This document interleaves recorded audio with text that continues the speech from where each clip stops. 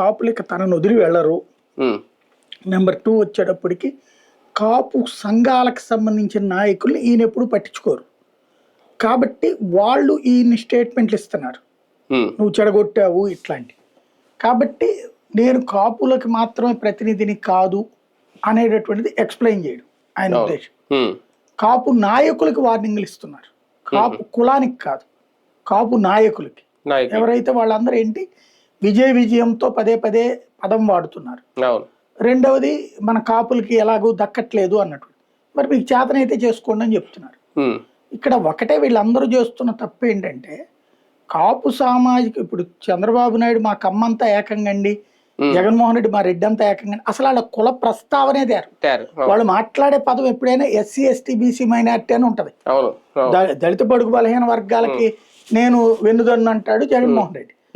అదే సందర్భంలో చంద్రబాబు నాయుడు బీసీలకి మేము అంటాడు ఆయన. వాళ్ళు వేరే కులాల వాళ్ళ గురించి మాట్లాడతారు తప్ప వాళ్ళందరికి మేము ఆప్తులమని, మా కులానికి నేను ప్రతినిధిని నేను, లేకపోతే మా కులపోడు నా కోటేయండి నేను, లేదా మా కులపోళ్ళ కులభావన ఉండాలని నేను ఎప్పుడు మాట్లాడేవాళ్ళు. కిందోళ్ళు ఏమైనా మాట్లాడుకుంటే మాట్లాడుకోవచ్చు.